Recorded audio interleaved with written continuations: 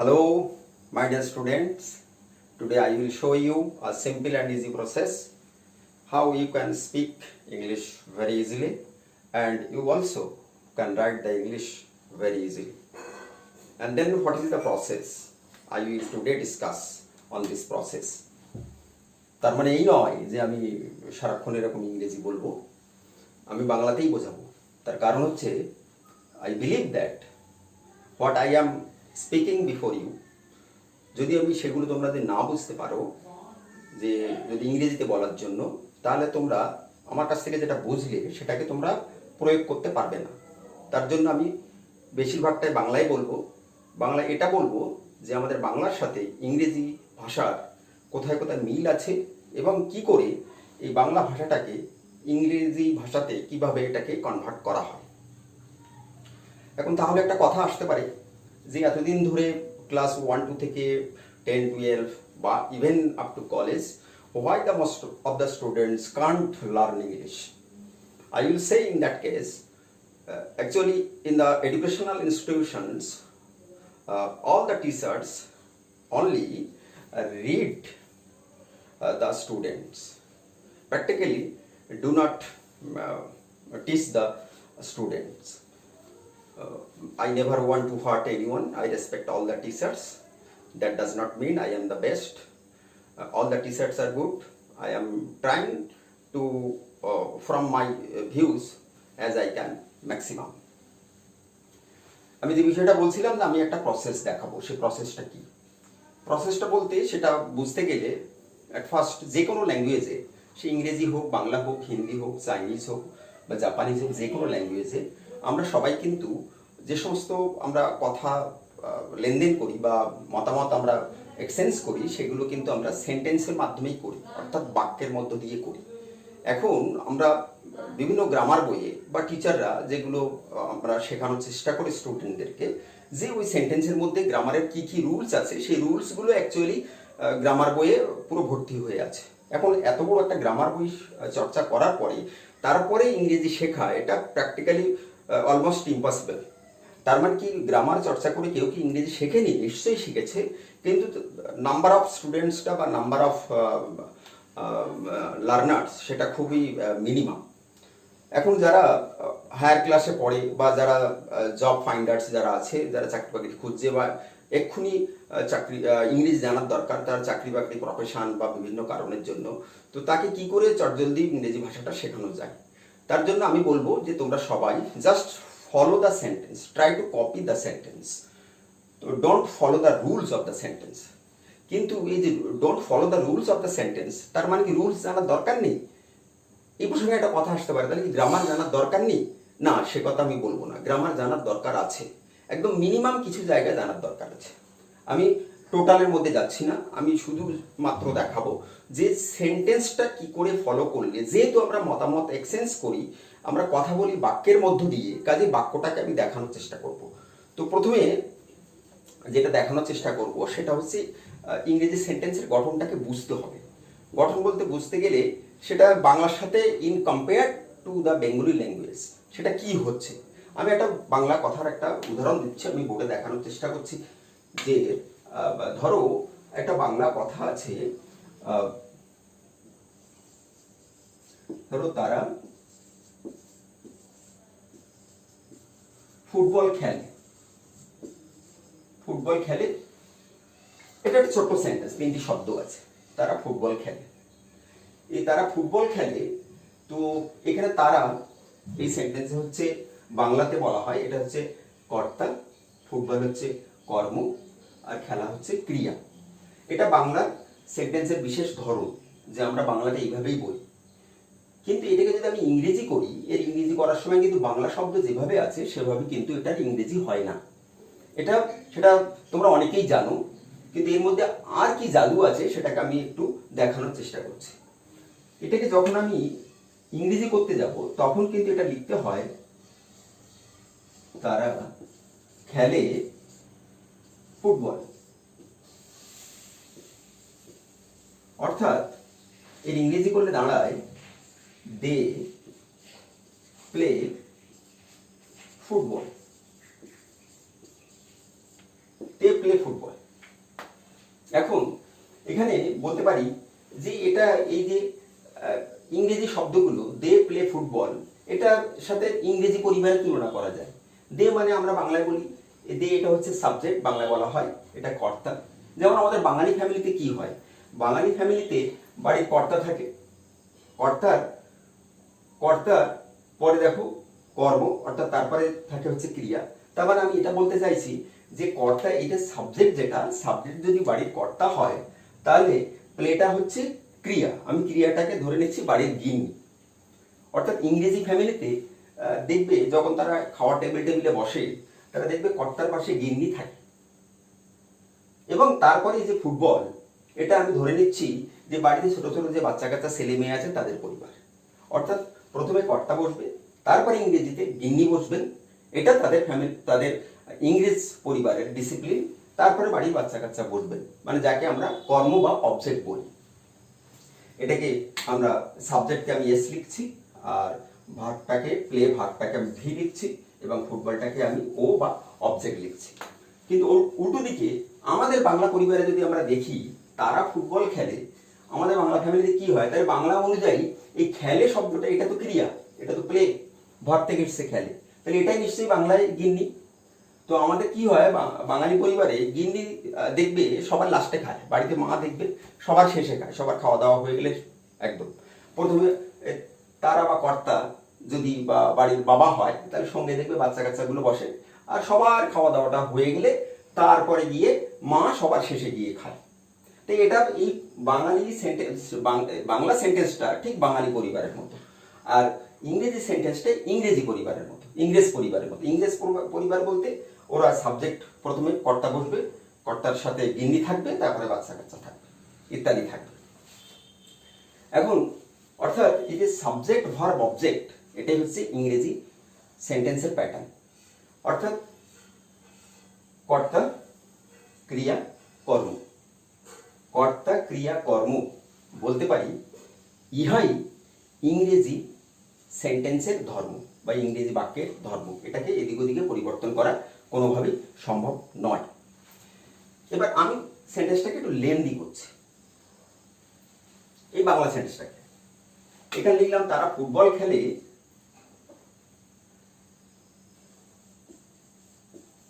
প্রতিদিন মাঠে। এখন বাংলাটা ঠিক আমরা এইভাবে বলি না, বাংলাটা বলি যে তারা প্রতিদিন মাঠে ফুটবল খেলে। কিন্তু আমি যেহেতু একবার লিখে ফেলেছি বোর্ডে, আমি আর মুছলাম না, আমি লিখলাম তারা ফুটবল খেলে প্রতিদিন মাঠে। অর্থাৎ তাহলে এই প্রতিদিন মাঠে এরা মূল বাক্যের সাথে কি করে এরা জয়েন করবে? মূল বাক্যের সাথে এদেরকে জয়েন করতে গেলে যেটা ইংরেজি হয়, আমি ইংরেজিটাকে করে নিচ্ছি। দে প্লে ফুটবল, এখানে এভরিডে লিখতে পারি, পরেও দেওয়া যায়, তারপরে in the ground, in the ground. অর্থাৎ এইটা যদি they subject, play verb, football object, আর এভরিডে এরা কিন্তু অবজেক্ট পার্টেই আছে। এই পার্টটাকে বলা হয় অ্যাডভার্বিয়াল পার্ট, এইটাকে বলা হয় অ্যাডভার্ব। এই অ্যাডভার্ব বা অ্যাডভার্বিয়াল পার্টে কি কি থাকে? অ্যাডভার্বিয়াল পার্টে কিন্তু মেইনলি অ্যাডভার্বিয়াল ওয়ার্ডস থাকে এবং প্রিপোজিশন থাকে। এবং মেইনলি স্টুডেন্টরা যেটা গন্ডগোল করে সেটা হচ্ছে এরা সাবজেক্ট ভার্ব অনেক সময় ঠিকঠাক বসায়, বসানোর পরে লাস্টের দিকে কোথাও গিয়ে হয়তো ইনটা দিল না, বা এভরিডে বা কোনো একটা অন্য কোনো শব্দের আগে ঠিকঠাক মতো তারা প্রিপোজিশনটা বসায় না। আজকে আমি এই সেন্টেন্সটার মধ্যে দিয়ে দেখাবো কি করে প্রিপোজিশনগুলো কাজ করে। কারণ প্রিপোজিশনগুলো কাজ যদি বুঝতে না পারি, তাহলে আমি ছাড়া ছাড়া শব্দগুলো লিখলে তখন তার কোনো অর্থ দাঁড়ায় না।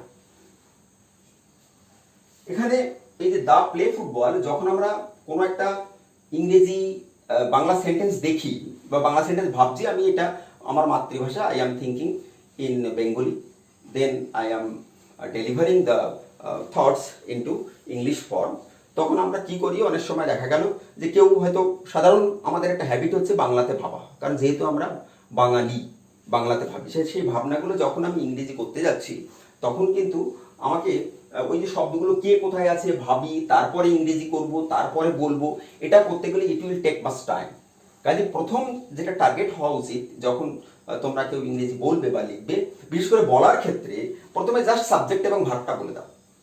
প্রথমে সাবজেক্ট এবং ভার্ব বলে দাও। দে প্লে, যখন বলে তারা ফুটবল খেলে প্রতিদিন মাঠে, এটা যখন তুমি ইংরেজিটা বলতে যাচ্ছ তখন তুমি ফার্স্টে কি করবে, যে সাবজেক্ট আর ভার্বটা ওখান থেকে বাছাই করে নাও।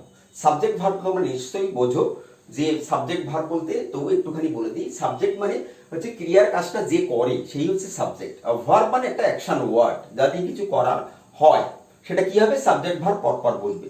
এবং ভার্বের পরে তুমি অবজেক্টটা কিন্তু ভাবোনি, তুমি প্লে বললে ফুটবলটা অটোমেটিক চলে আসে, কারণ ভার্বের একটা ধর্ম হচ্ছে ও অবজেক্টকে টানে। কেন টানে? কারণ ভার্বটা অবজেক্টকে নিয়েই সংগঠিত হয়। কাজে অবজেক্ট যেটা আমরা কর্ম বলছি সেটা কিন্তু অটোমেটিক আসবে। এবার অবজেক্টের পরের যে শব্দগুলো সেগুলো কি হবে, সেই শব্দগুলো দেখবে নিজে থেকে বসতে শুরু করেছে। হয়তো একটু ভুল হতে পারে, যে অ্যাডভার্বিয়াল যে পার্টসটা একটু ভুল হতে পারে, আমি সেই ভুলটাকে আজকে যাতে করে কম হয় বা না হয় সেটার চেষ্টা করব, যে এই অ্যাডভার্বিয়াল পার্টে গিয়ে কি ধরনের ভুল হতে পারে সেটাকে কি করে অ্যাভয়েড করা যায় বা ভুলটাকে মিনিমাইজ করা যায়, তার জন্য আমি চেষ্টা করব। শুধু এখানে লিখেছি they play football everyday in the ground, এটা লিখেছি আমি। এটা একটা টাইমিং ওয়ার্ড বা একটা প্লেস ওয়ার্ড এখানটা দেওয়া আছে। টাইমিং ওয়ার্ড বলতে এভরিডে টাইমিং ওয়ার্ড, আর ইন দ্য গ্রাউন্ড এটা প্লেস ওয়ার্ড, মানে এটা সবই হচ্ছে অ্যাডভার্বিয়াল ওয়ার্ড। এবার কেন এইখানে ইন শব্দটা কেন বসেছে, আমি তো সাবজেক্ট ভার্ব অবজেক্ট বসানোর পরে ওই যে শব্দগুলো সাথে এখানে ইন শব্দটি কেন বসেছে, আমি এটাকে বোঝানোর জন্য আরেকটা সেন্টেন্স আমি এখানে বোর্ডে লিখছি, তোমরা সবাই ফলো করো। ধরো আরেকটা সেন্টেন্স আমি বোর্ডে লেখার চেষ্টা করছি, সেই সেন্টেন্সটি ধরে নাও যে আমি আমার বোনের সাথে পড়ার ঘরে বই পড়ি। সাপোজ সেন্টেন্সটা বাংলাতে এরকম আছে, আমি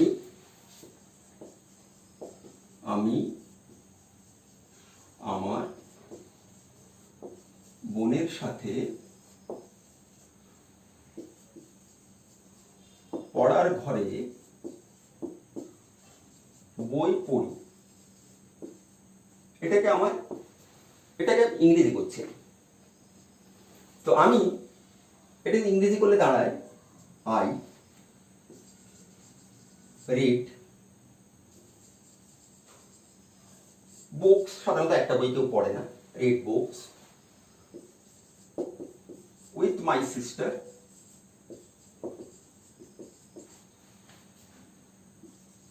in the reading room.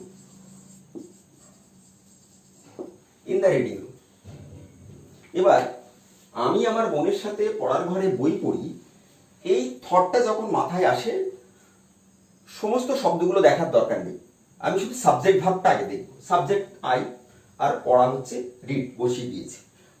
বসিয়ে দেওয়ার পরে তারপরে তার অবজেক্ট হচ্ছে রিড, কি নিয়ে রিড, বুকস। অথবা ভার্বে যদি প্রশ্ন করা হয় কি পড়া হয়, তাহলে বুকস আনসারটাই আসবে, সেটা কিন্তু ভার্বের পরে বসবে। এটা কিন্তু সেন্টেন্সের একটা বসার নিয়ম, এটা যে শুরুতে সাবজেক্ট তারপরে ভার্ব তারপরে অবজেক্ট, এর এদিকে ওদিকে হবে না। এবং আরো একটা বিষয় হচ্ছে যে সাবজেক্ট ভার্ব অবজেক্ট যখন আমরা লিখি, এই সাবজেক্ট এবং ভার্বের মাঝে কোনো প্রিপোজিশন বা আর্টিকেলস থাকে না। যেমন এমন কখনো হয় না I in read, I of read, under read, এরকম কখনো হয় না। তার মানে এর মধ্যে কখনো প্রিপোজিশন হয় না, এবং এরা পরপর বসে, এদের মাঝখানে কেউ আসবে না, অন্য ওয়ার্ড আসবে না। এবার পরে হচ্ছে অবজেক্ট ভার্ব এবং অবজেক্টের মাঝে সাধারণত কোনো প্রিপোজিশন থাকে না। এটা তোমরা ধরে নাও যে প্রিপোজিশন থাকে না, কিন্তু আর্টিকেলস থাকতে পারে। এ বুক হতে পারে, দা বুক হতে পারে, বা অ্যান এলিফ্যান্ট ইত্যাদি অনেক কিছু হতে পারে। এ বা অ্যান বা দা নানান রকম আর্টিকেলস হতে পারে।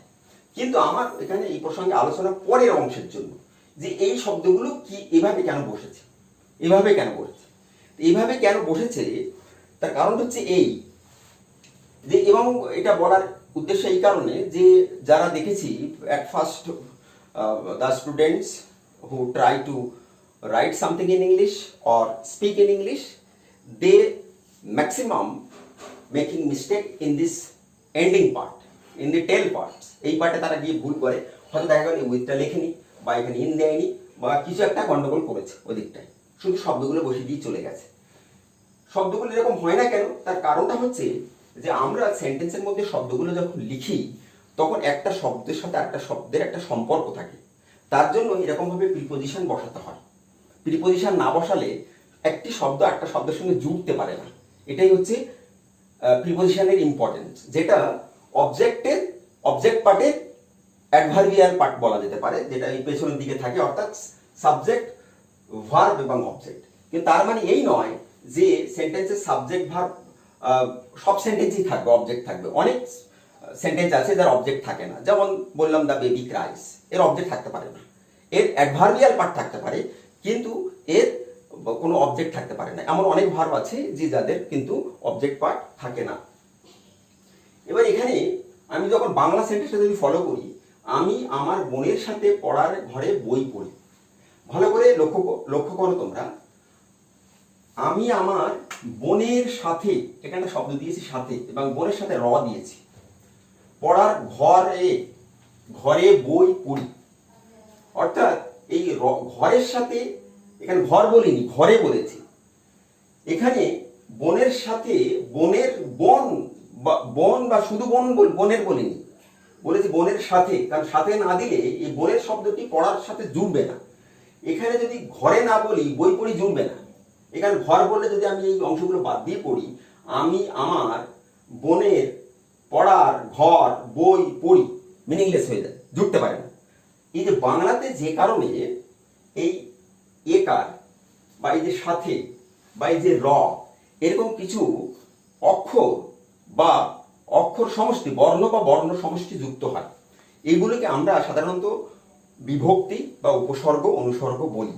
তো এই যে উপসর্গ বা অনুসর্গ, এই যে সাথে, দ্বারা, দিয়ে, রে, এ, অন্তস্থা বা শূন্য, এরকম নানান রকম বিভক্তি বা এই অক্ষর বা অক্ষরমালা এসে মূল শব্দের সাথে যুক্ত হয়ে সে আরেকটা শব্দের সাথে সম্বন্ধ তৈরি করে। না হলে শব্দটা ছাড়া ছাড়া মনে হবে, এবং তখন ওই শব্দমালা যারা বসলো বাক্যের মধ্যে তারা কিন্তু কোনো অর্থ প্রকাশ করতে পারবে না। তো ইংরেজিতে যেখানে আমরা ওই যে সাথে, উপরে, নিচে ইত্যাদি, যেমন বিড়ালটি বললাম যে টেবিলের নিচে বসে আছে, এই যে নিচে শব্দটি বসলো, তোমার দিয়ে এই কাজ হবে না, ছেলেটা রাস্তা দিয়ে যাচ্ছে। এই যে দিয়ে বা নিচে বা উপরে, বা বললাম যে আমি তার বাবার সাথে দেখা করেছি, এই যে বাবার সাথে র শব্দটা জুড়ে দিলাম। আমি যদি বলি আমি তার বাবা দেখা করেছি, র বাদ দিয়ে যদি বলি, তাহলে কিন্তু মূল শব্দটা তো বাবা, তাহলে কিন্তু সেন্টেন্সটির কোনো অর্থ হয় না। মানে অর্থাৎ সেন্টেন্স অর্থ হয় না বলতে, শেষ অংশে গিয়ে সে কিন্তু আর যুক্তে পারছে না পরের শব্দের সাথে। এই যে বাংলাতে যেমন আমরা এই যে নানান রকম অক্ষর বা অক্ষরগুলো ব্যবহার করে একটা শব্দের সাথে একটা শব্দের বন্ধন তৈরি করি, এগুলোকে সহজে বোঝার জন্য আমি উপসর্গ বা অনুসর্গ বলছি না, সবগুলোকে আমি বিভক্তি হিসাবে বলছি। এরা হচ্ছে বিভক্তি, মানে বাংলার বিভক্তির এটাই কাজ, যে বিভক্তি শব্দের সাথে শব্দকে যুক্ত করে। ঠিক ইংরেজিতে ওই বিভক্তির কাজটা করে থাকে প্রিপোজিশন। এখানে এই যে উইথ, সাথে একটি শব্দ দিয়েছি, তারপরে এই যে ঘরে, ঘরে মিন্স ঘরের মধ্যে, ইন দ্য রুম। এই যে ঘরে, ঘর বলিনি, ঘরে, অর্থাৎ এই যে এ কারের জন্য, এই বিভক্তিটার জন্য এখানে ইন এসছে। কাজেই যদি আমি এভাবে বিভক্তি ছাড়া যদি বাংলা বাক্য না হয়, তাহলে প্রিপোজিশন ছাড়াও কিন্তু কোনো ইংরেজি সেন্টেন্সের শেষ অংশের, অর্থাৎ অ্যাডভার্বিয়াল পার্টের শব্দগুলো একে অন্যের সাথে কখনো যুক্তে পারে না। এখন এটা যেহেতু যুক্তে পারে না, এই সেন্সটা তো তোমার, আমি এই কারণেই বলছি যে জাস্ট তোমরা অনেক সময় দেখেছি যে শব্দগুলো তোমরা এমনভাবে লাস্টের দিকে বসিয়ে দাও, হয় দেখা গেল এখানে একটা ভুল প্রিপোজিশন দিয়েছো, বা দেখা গেল প্রিপোজিশন দাওনি, তার জন্য কি হয়, একটি শব্দ একটা শব্দের সঙ্গে যুক্তে পারে না। তাতে কি হয়, হয়তো যে the listener who is listening your sentences, your speeches, perhaps he is able to understand your sentences, but actually grammatically or in the sense of correction it is wrong. কাজে সেই যে ভুলটা যতটা মিনিমাইজ করা যায়, যতটা কমানো যায়, তার জন্য তোমরা এই শেষের অংশের প্রিপোজিশনগুলো একটু খেয়াল রাখবে। প্রিপোজিশন বলতে ধরো ইন ভেতরে বোঝাতে, অন বা ওভার উপরে বোঝাতে, আন্ডার নিচে, বিহাইন্ড পিছনে, ফ্রম হতে, থেকে, এগুলো সব কিন্তু বিভক্তি। বেশ কিছু, মানে এটা প্রচুর যে এরকম প্রিপোজিশন আছে তা নয়। এই প্রিপোজিশনগুলো সম্পর্কে একটু ধারণা থাকলে আমরা কিন্তু সেন্টেন্সের যে টেল পার্টে গিয়ে আমরা কিন্তু এটাকে আমরা কারেকশন করতে পারি। এই প্রসঙ্গে তোমাদের আরেকটি বিষয় আমি বলবো যে অনেক সময় বলা হয় যে আমি তোমাদের শুরুতেই বলেছি আমি তোমাদের সেন্টেন্সটা দেখাবো। এবার সেন্টেন্সটা যদি দেখাতে হয় তাহলে সেন্টেন্স মানে কি? সেন্টেন্স মানে কি শুধু এই গ্রুপ অফ ওয়ার্ডস, মানে সাধারণত বলা হয় a group of words which can express the complete meaning of the speaker can be called the sentence. এটা এটা সাধারণত বলা হয় গ্রুপ অফ ওয়ার্ডস, কিন্তু এই গ্রুপ অফ ওয়ার্ডস মানে অনেক এ নিয়ে অনেক বিতর্ক আছে। যে যেমন আমি সংজ্ঞাতে যেটা বললাম যে complete sense of the speaker can express, যে বক্তার সম্পূর্ণ মনের ভাব, কোনো বাক্য কখনো বক্তার মনের ভাব সম্পূর্ণরূপে প্রকাশ করতে পারে না।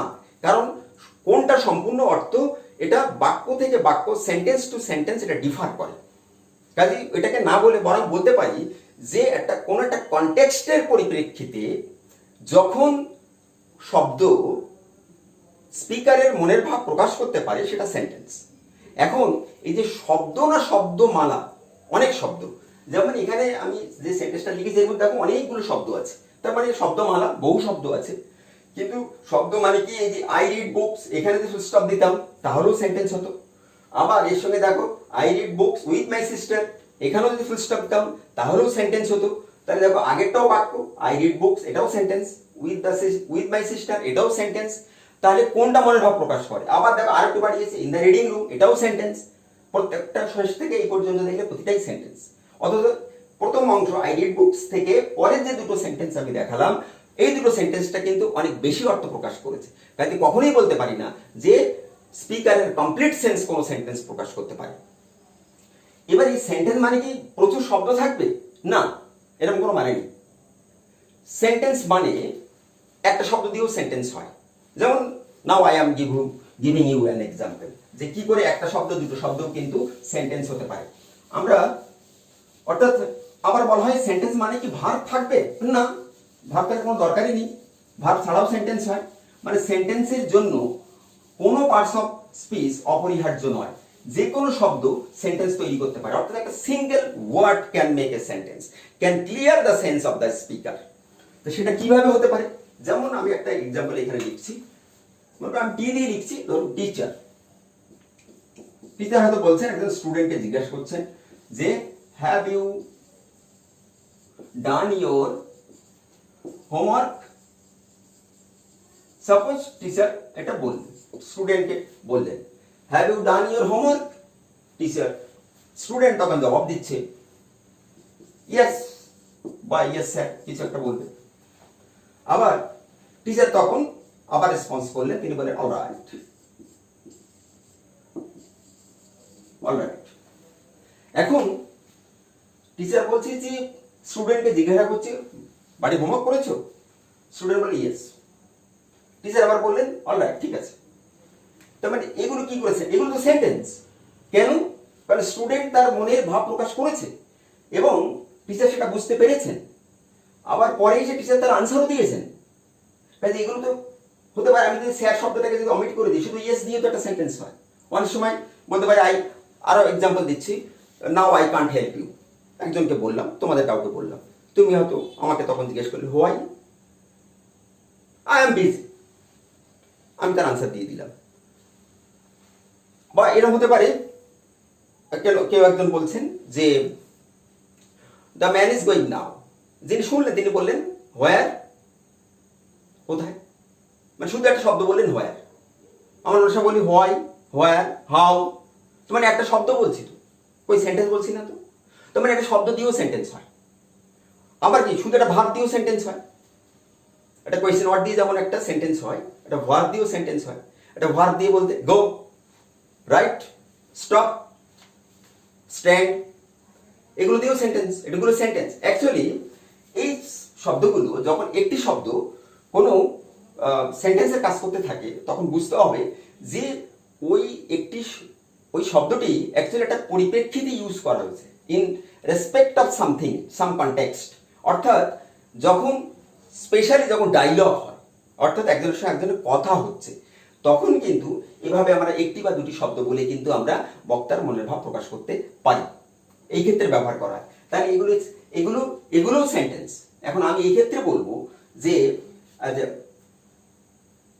এই শব্দগুলো তোমরা যারা ভেরি মাচ এগার টু স্পিক ইংলিশ, তাদেরকেও বলবো তোমরা কিছু বলো। হয় কথাটা একজনকে জিজ্ঞেস করতে পারো, সে তোমাকে একটা কোনো কিছু নাকচ করে দিল, না বললো, তুমি এই কথাটা জিজ্ঞেস করতে হয় কেন জিজ্ঞেস করতে পারো? বা তুমি বললে বাংলায় বলো, না পারবো না, নোটা বলো অন্তত, ইয়েস বলো, হোয়াই বলো, হোয়ার বলো, very bad, thank you, excuse me, এই শব্দগুলো ইউজ করো, কারণ এগুলো তো সেন্টেন্স, এগুলো তো বলতে কোনো অসুবিধা নেই। কারণ এগুলো কেন বলতে বলছি তোমাদের, কারণ এগুলো যদি বলা শুরু করো, this type of single words or 2 words, 3 words have the power to make you free to speak something again. তোমার মধ্যে যেটা জড়তা কাজ করছে এটাকে কিন্তু এই শব্দগুলো তোমার মুখটাকে খুলে দেবে। কারণ যারা বিশেষ করে কলেজে বা উচ্চ মাধ্যমিক ইত্যাদি বা 9-10 যারা পড়ে, তাদের মধ্যে a lot of stock of words are there, তোমাদের মধ্যে আছে, প্রচুর শব্দ আছে, কিন্তু শব্দগুলো তোমরা বার করছো না। যে তোমাকে আমি কখনো এই প্রসঙ্গে একটা কথা বলি, যে অনেকে বলে ভোকাবুলারি বাড়াতে হবে, শব্দজ্ঞান বাড়াতে হবে। শব্দজ্ঞান বাড়ানোর জন্য কি করব? শব্দজ্ঞান বাড়ানোর জন্য আমি কি ডিকশনারি পড়বো, না রোজ ইংরেজি মুখস্থ করবো, না কি করবো? এইসব কোনো প্রসেসের মধ্যে যাওয়ার দরকার নেই। তুমি ইংলিশ বলাটা চালু করো, বলা, এবং একটা দিনের চেষ্টা করো কপি করার চেষ্টা করো। যে আশেপাশে মানুষ দেখবে বা বিভিন্ন নিউজ চ্যানেলে বা বিভিন্ন জায়গাতে দেখবে যে সব জায়গায় মানুষ ইংরেজিতে কথা বলে, সেগুলোকে কপি করো। এই কপি করার কথাটা এই কারণেই বলছি, আমি কপি করে একটা ভাষা শেখা যায়, এটা প্রমাণিত সত্য। তার কারণটা কি, আমি বাংলা ভাষারই উদাহরণ দিচ্ছি। ধরো এটা মানে গবেষণা করে দেখা গেছে যে একটা 2 বছরের বাচ্চা যে ভাষার মধ্যেই জন্মগ্রহণ করুক না কেন, 2 বছরের বাচ্চা যখন 2 বছর কমপ্লিট হয়ে যায়, তার প্রয়োজনীয় মাতৃভাষা সে সব শিখে ফেলে। সে তার দৈনন্দিন জীবনে চলাফেরা করার জন্য যে সমস্ত শব্দ বা সেন্টেন্স জ্ঞান দরকার সেগুলো শিখে ফেলে। কিন্তু very important is that after 12 to 14 months of that child just try to grasp the words, earn the words. দেখবে 12-14 মাস পর থেকে, অর্থাৎ 1-1.5 বছর যখন বাচ্চাটির বয়স হয়, তখন দেখবে ছোট ছোট শব্দে পাপ্পা, মাম্মা, বাব্বা, জল, খাবো, গালি, কাকু, দাদু এরকম বলতে থাকে। কেন কি করে? অ্যাকচুয়ালি কপি করে, কারণ আমরা ল্যাঙ্গুয়েজ কপি করে শিখি। এই বাচ্চারা একটা 2 বছরের বাচ্চা বা 3 বছরের বাচ্চা যে বাংলা ভাষা বলছে অনর্গল, বা যে বাচ্চাটি ইংরেজ দেশে জন্মগ্রহণ করেছে, সেও 2-4 বছর বয়স হলে অনর্গল ইংরেজি বলছে, কিন্তু সে কিন্তু সেই ভাষার গ্রামার জানে না। আমাদের যারা আশেপাশে ইলিটারেট পার্সন আছে, যারা নেভার গোস টু স্কুল, তারাও কিন্তু সঠিক বাংলা বলে, ওই শিশুটিও সঠিক বাংলা বলে, কিন্তু তারা তো গ্রামার জানে না। তাহলে how they can speak in Bengali? কি করে? How this type of little children can speak in English or other languages? কি করে তারা কথা বলে? Just copy. এই কপি করেই কিন্তু মানুষ ভাষা শেখে, এটা প্রমাণিত সত্য। এটাকে আমার হাতে দেখো একটা পেন আছে, এটার নাম যে পেন, এটা কি করে আমি জানলাম? এটা আমাকে কেউ না কেউ বলেছে এটা পেন, এটা পেন। আমি যা বোর্ডে দেখাচ্ছি এই সিস্টেমটা আমাকে কেউ না কেউ বলেছে এটা। এবার এটা যে পেন, এই পেনটা, এটা যে পেন কেউ আমাকে বলেছে, যে আমাকে বলেছে তাকে আবার কেউ বলেছে, তাকে আবার কেউ বলেছে, অর্থাৎ সব কপি। ল্যাঙ্গুয়েজটা কিন্তু কপি। অর্থাৎ চারিদিকে যদি আমরা লক্ষ্য করি, আমরা এটা কপি করলে কিন্তু আমরা ল্যাঙ্গুয়েজ শিখতে পারি। But in our country, who are the people of other than English people, যারা আমরা ইংরেজ নই, আমাদের তাহলে এই প্রসেস শিখতে হচ্ছে কেন? তাহলে তো আমরা কপি করলেই পারি। কপিটা কোথায় করব?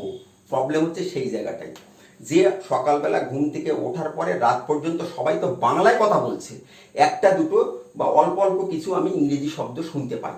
আমি তো অবিরাম আশেপাশে যদি ইংরেজি শুনতে পেতাম, তাহলে আমিও ইংরেজি, বা প্রত্যেকেই, তোমরা ছোট বাচ্চাও, তারাও কিন্তু ইংরেজি বলতো। যেহেতু আমাদের এই স্কোপটা নেই, আর এটা রাতারাতি আমার এনভায়রনমেন্টটাকে আমি সবাইকে দিয়ে ইংরেজি পড়াতে পারবো না, ইট ইজ কমপ্লিট ইম্পসিবল।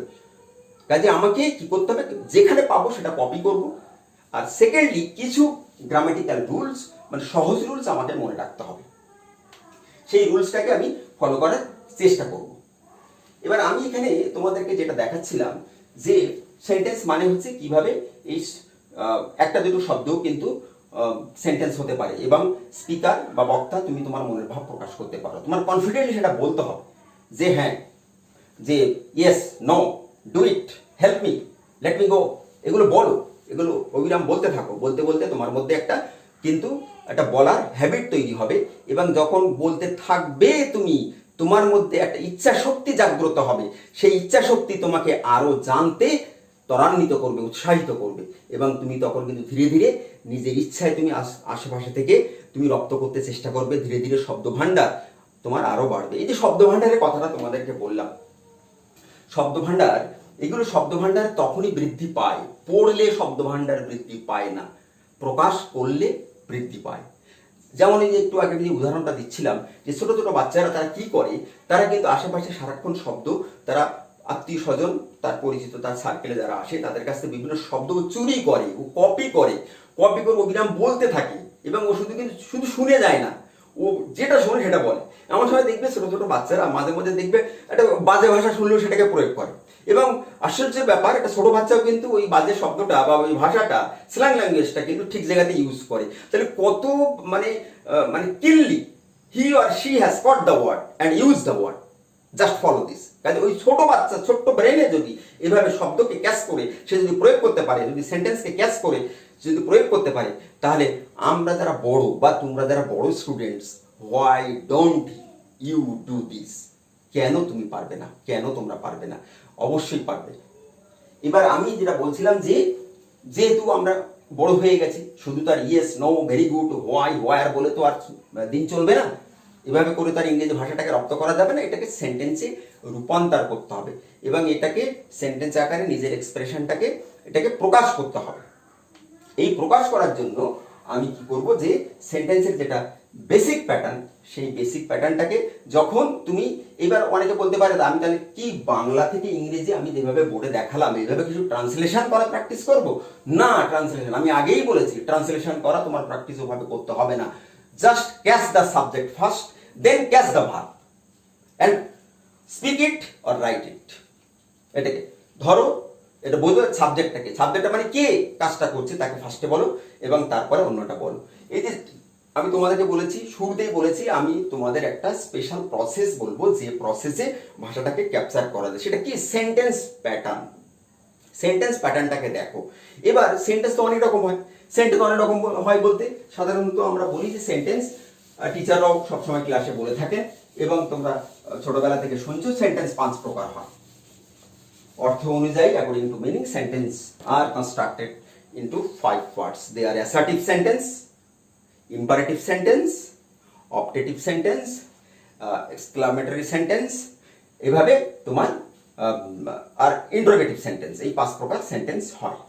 এবার এই 5 প্রকার সেন্টেন্সের মধ্যে যেটা অ্যাসার্টিভ বা স্টেটমেন্ট সেন্টেন্স, অ্যাসার্টিভ সেন্টেন্স, আমি একটু আগে তোমাদের যে এক্সাম্পলটা দিলাম হচ্ছে assertive sentence.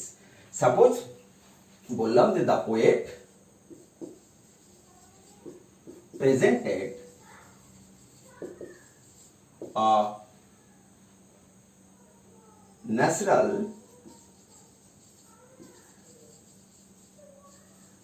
beauty in his poem.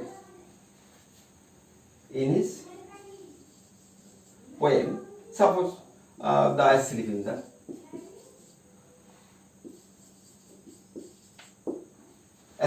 valley. Sorry, the asleep in the valley. Asleep in the valley.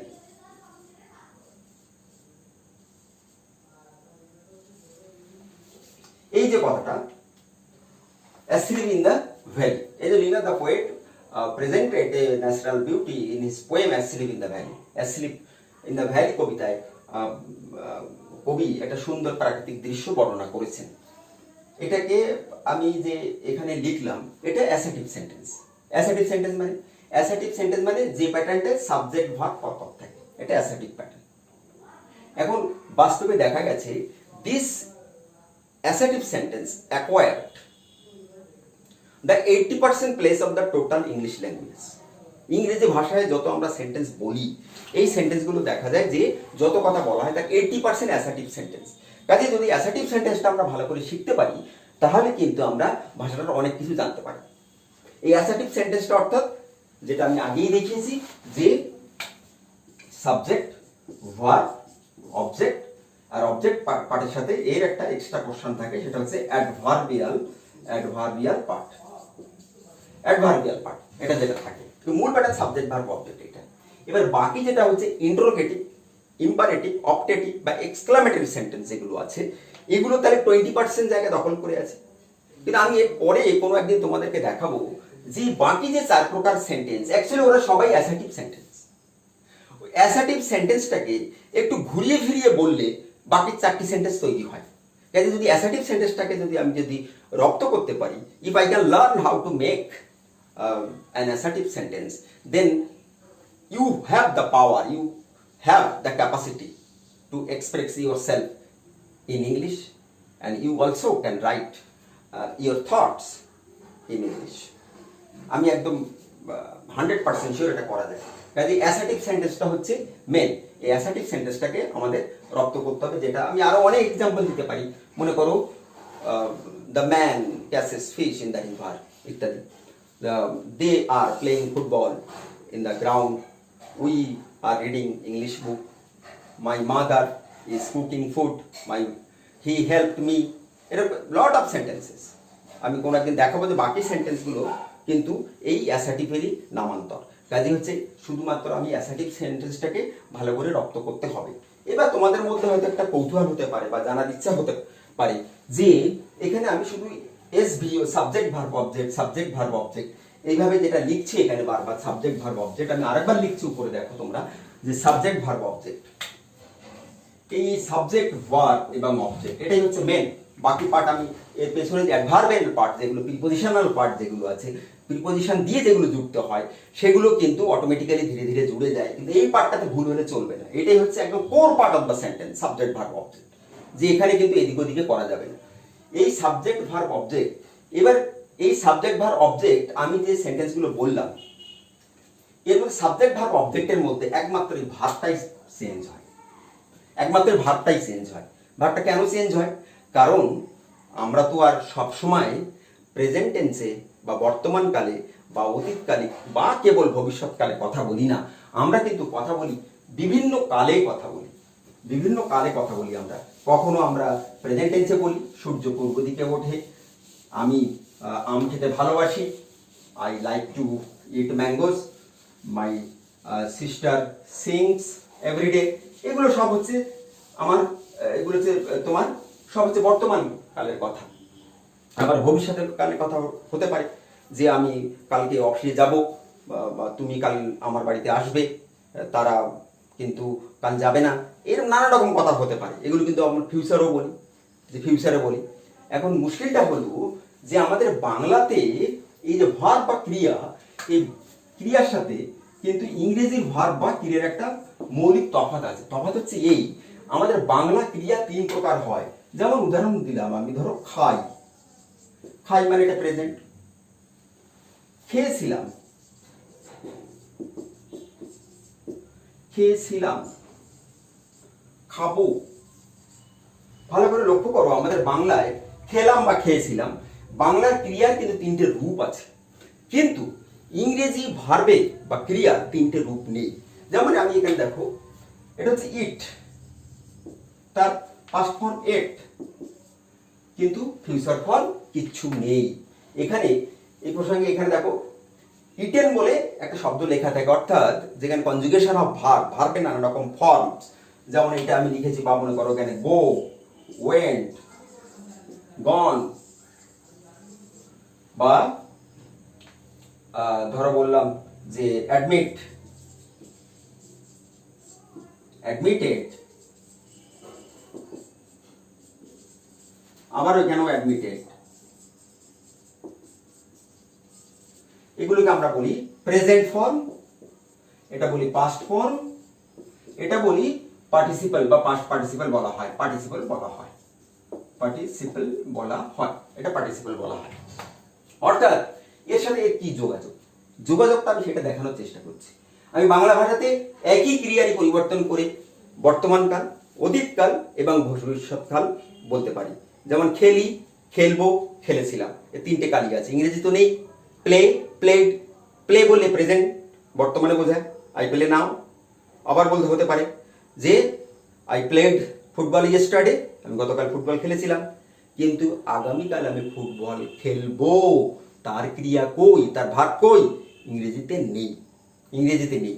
তখন আমরা কি করি, এই যে আমি এটাকে আমি চট করে এখান থেকে এখানে কেন এলাম, কারণ এই যে ভার্বের এই চারটা তোমরা দেখেছো, এবং আমি বলবো যে তোমরা এই ভার্বের এই চারটাকে তোমরা অন্তত মুখস্থ করো। বিশেষ করে স্ট্রং ভার্ব, যেটা মানে ইরেগুলার ভার্ব, যে ভার্বগুলো ভেতরকার ভাইল চেঞ্জ হয়ে পাস্ট ফর্ম এবং পাস্ট পার্টিসিপল ফর্ম হয়, সেই ভার্বগুলো মুখস্থ করতে হয়। ওটা আমিও করেছি, সবাই করে। আর বাকি যেগুলো রেগুলার ভার্ব, সেগুলো সাধারণত ইডি যোগ করলে পাস্ট ফর্ম এবং আবার ইডি যোগ করলে পাস্ট পার্টিসিপল ফর্ম হয়। এগুলো এক দুবার চোখ বুলি নিলে হয়, কিন্তু এগুলো মুখস্থ করতে হয়। এটা কেন বলছি, কারণ আমি সেন্টেন্সের ফর্মটা তো শিখেছি। অ্যাসার্টিভ সেন্টেন্সের সাবজেক্ট ভার্ব অবজেক্ট তো আমি শিখে ফেলেছি যেভাবে বসাতে হয়। তারপরে কিছু হয়তো ওইদিকে অ্যাডভার্বিয়াল পার্ট প্রিপোজিশন দিয়ে যুক্ত করতে হয়। কিন্তু মনে রাখতে হবে যে শুধু মানে ওই আই ইট রাইস বললে তো হবে না, দে প্লে ফুটবল বললে তো হবে না। যে কারণ মানুষ যখন কথা বলে এককালে কথা বলে না। মানুষ কখনো অতীতের ঘটনা বর্ণনা করে। আমি কোনো একটা গল্প লিখছি, একটা কাহিনী লিখছি, বা অতীতের কোনো কিছু একটা প্রকাশ করছি, আমাকে তো পাস্টে বলতে হবে, সেটা অতীতকালে বলতে হবে। আবার কিছু কিছু কথা আমাদের ভবিষ্যৎকালেও বলতে হয়, আবার কিছু কিছু কথা বর্তমানকালে বলতে হয়। তাহলে আমি কি করব, আমি যে সাবজেক্ট ভার্ব যে অবজেক্ট যে ফরম্যাটটা লিখেছি, কি করবে যখন প্রেজেন্টের কোনো কিছু তুমি বক্তব্য রাখবে, তখন কি করবে, এই ভার্বের যে চার্ট দেওয়া আছে, দেখবে যে প্রতিটি গ্রামার বইয়ে দেওয়া আছে, সেই তখন কি করবে, এই প্রথম সারি থেকে ভার্বটাকে এই জায়গায় বসাতে হবে, প্রথম সারি থেকে, তাহলে প্রেজেন্টের বর্ণনা হবে। এবার যখন আমি অতীতকালের কিছু বর্ণনা করব, তখন কি করব, তখন এই সেকেন্ড সারি থেকে, মানে পাস্ট যে লেখা আছে, এই যে আমি লিখেছি পাস্ট, ভালো করে দেখলে তোমরা বুঝতে পারবে, এই পাস্ট থেকেই ভার্বটাকে নিতে হবে, নিয়ে এই ভার্বের জায়গায় বসাতে হবে। কিন্তু ভবিষ্যৎকাল কি করে করব, আমি আগামীকাল অফিসে যাব, আমি এটা কি করে প্রকাশ করব, আমি তখন তার জন্য তো ইংরেজিতে কোনো ভার্ব নেই। তখন ইংরেজি এটা একটা গ্যাটিস সিস্টেম, মানে ফ্যালাসি অফ ইংলিশ ল্যাঙ্গুয়েজ বলতে পারো, যে ইংলিশ ভাষার এটা একটা দুর্বলতা, একটা শর্টকামিংস। এটা কি করা হয়, এটা ধরো আমি আগামীকাল স্কুলে যাব বা অফিসে যাব, I shall go to school tomorrow. দেখো আই শ্যাল গো, তাহলে গোটা কোত্থেকে নিয়েছি, গোটা এখান থেকে নিয়েছি। অর্থাৎ যখন আমরা ফিউচারে কিছু বলতে যাই, শ্যাল বা উইলকে তখন এই ভার্বের আগে ব্যবহার করতে হয়। শুধু একটুখানি বাদ বিচার করতে হয় যে আই এর পরে শ্যাল এবং উই এর পরে শ্যাল, বাকি সর্বত্র উইল ব্যবহার করতে হয় সাবজেক্টের পরে বা ভার্বের আগে। তাহলে ফিউচারটাকে কি করে প্রকাশ করে, শ্যাল উইল বলে ভার্বের প্রেজেন্ট ফর্ম, প্রথমে সাবজেক্ট লিখবো, তারপরে এইখানটা একটা শ্যাল উইল ঢুকবে, মানে শ্যাল উইল প্লাস ভার্ব। ভার্বটা একা বসবে না যদি আমি ফিউচার বা ভবিষ্যতের কিছু বর্ণনা করতে যাই। কিন্তু remember it, always use the verb in the from the present form. Present ফর্মের ভার্ব কিন্তু যখন ফিউচারে বলতে আছে, অবজেক্টের জায়গায় থাকবে, বাকি সব যেমন আছে সবই থাকবে, ওগুলো চেঞ্জ হবে না। এবার আমি যদি পাস্ট টেন্সের কিছু ব্যবহার করি, পাস্ট টেন্সের আমি এক্সপ্রেস করতে চাই, কিছু একটা বলবো, তখন কি, ধরো আমি তখন এক প্যাকেট বিস্কুট খেয়েছিলাম। Then I ate a packet of biscuits. Then I ate, দেখো এটা এখান থেকে নিয়েছি, কিন্তু ডাইরেক্ট এখান থেকে নিতে পারছি না। এবার ফিউচারটা বললাম, পাস্টেরটাও বললাম, এভাবে এটাকে আমি কেন বলছি, আমি বলছি যে দেখো আমি টোটাল গ্রামারের যে প্রসেসটা, সেটা কিন্তু বা যে সিস্টেম, সেটা বলছি না, কিন্তু to start in speak in English, to express yourself through the English language, urgently you need something, আমি আর্জেন্ট প্রসেস বলছি, যা দিয়ে তুমি এক্ষুনি কাজ চালাতে শুরু করবে। এবার এইসব ক্ষেত্রে কি হবে, সামান্য কিছু ত্রুটি বিচ্যুতি থাকবে, সেগুলো your teacher will help you, or the person who has the knowledge about English language may help you, সে তোমাকে হেল্প করবে। সেখানে কোনো একজন ফ্যাসিলিটেটরের দরকার আছে, ফ্যাসিলিটেটর যে তিনি তোমাকে হেল্প করবেন, তিনি তোমাকে টুকটাক ভুলে, যেমন ছোট বাচ্চারা ছোটবেলা যখন ভুল বাংলা বলতে থাকে, বড়রা থাকে বলে না এটাকে এই বলে না, এই বলে, এইভাবে বলে না, এইভাবে বলে, এইভাবে কারো না কারো কাছ থেকে তোমাকে একটু হেল্প নিয়ে একটু নিজেকে মার্জিত করতে হবে। মার্জিত করলে বাকিটা হয়ে যায়। কিন্তু বাচ্চারা যেমন বিনা বাধায় কারো কথা না শুনে অবিরাম কথা বলতে থাকে, তোমাকেও কিন্তু অবিরাম কথা বলতে হবে, বলা শুরু করো। বললে কিন্তু তুমি ধীরে ধীরে তুমি নিজেকে প্রকাশ করতে পারবে, পরে পরে নিজেও কিছু কিছু টুকটাক ভুল ভ্রান্তি তুমি বুঝতে পারবে। এছাড়া তোমাকে কেউ না কেউ তো গাইড করবে, সে তোমাকে কিন্তু হেল্প করবে। এবার বলতে পারো তাহলে এইটা শুধু ভার্বের প্রথম সারি আর দ্বিতীয় সারি বসালেই কি হয়ে গেল, তাহলে এই সারিটা বা আছে কি জন্য, এটা পরে বলবো এই সারিটা আছে কি জন্য। এটা হচ্ছে আমি পরের কোনো একদিন তোমাদেরকে বোঝাবো যে এই সারিটা কোন কাজে লাগে, এবং বাকি যে প্রেজেন্টে শুধু একটা সারি ভাগ বললে কি কাজ মিটে গেল? এর কি আর কোনো রূপান্তর হবে না? বা পাস্টের কি একটা সারি ভাগ বললেই কি সব সমস্যা মিটে গেল? এর কি কোনো রূপান্তর হবে না? হ্যাঁ, রূপান্তর হবে, কিন্তু একদম ইজিয়েস্ট ওয়েতে রূপান্তর হবে। I promise you can do this. যে এটা তার জন্য তোমাকে টেন্স জানা, গ্রামার এই চ্যাপ্টার জানা, ওই চ্যাপ্টার জানা কিচ্ছু দরকার নেই। আমি শুধু এই প্রসেসটা তোমরা ফলো করো, এবং বাকিটা এর সাথে আমি একটু সামান্য জিনিস জুড়ে দেবো, তাহলে তুমি বাকি পুরো জিনিসটা কভার করতে পারবে।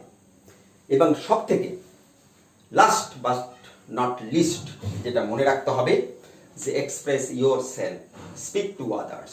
তোমার মধ্যে অনেক শব্দ আছে, সেগুলিকে মুক্তি দাও, তাদেরকে বলো, তাদেরকে শব্দে প্রয়োগ করো, নিজে ভাবো, একা একা বলো, ইংরেজি একা একা বলো, কারোর সাথে বলতে না পারো একা বলো, ছোটদেরকে বলো, বাড়িতে বাবা মার সাথে, ভাই বোনের সাথে বলো, বন্ধুদের সাথে বলতেই পারো। কত কিছু তোমরা, বাংলা কি সবাই আমরা ঠিকঠাক বলি?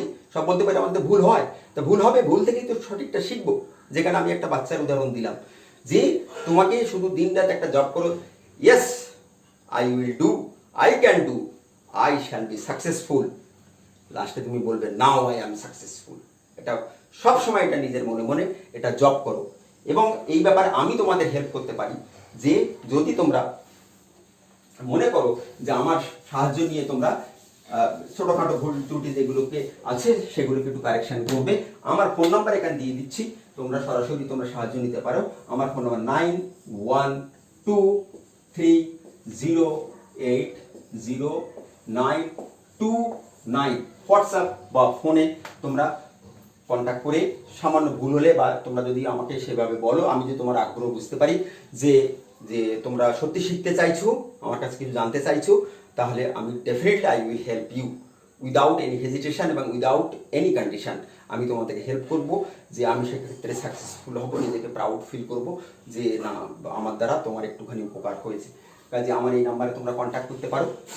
এবং যদি আমি আজকে তোমাদের যেটুখানি দেখালাম, যদি তোমাদের সামান্যতম উপকারে লাগে, নতুন কিছু যদি জানতে পারো, তাহলে আজকের আমার যে বক্তব্য তোমরা লাইক কমেন্টস করে আমাকে উৎসাহিত করো, এবং তোমার বন্ধুবান্ধব মহলে যারা আছে তাদের মধ্যে তোমরা এটা শেয়ার করবে, এবং শেয়ার করে এটাকে চারিদিকে ছড়িয়ে দেওয়ার জন্য তোমাদেরকে বললাম। এছাড়াও আরও একটা বলবো, যে তোমরা যদি তোমাদের আমার এই বক্তব্যের উপরে সমালোচনামূলক বা তোমাদের কোনো পরামর্শমূলক কোনো তথ্য থাকে, তোমরা আমার কমেন্টসে বা তোমরা হোয়াটসঅ্যাপ করে জানাতে পারো, যে স্যার এখানটা এরকম হলো কেন, বা এটা কেন করলেন, এটা তো হয় না। আমি আমার তরফ থেকে আমি যতটা পারি আমি চেষ্টা করব। Today no more, good bye.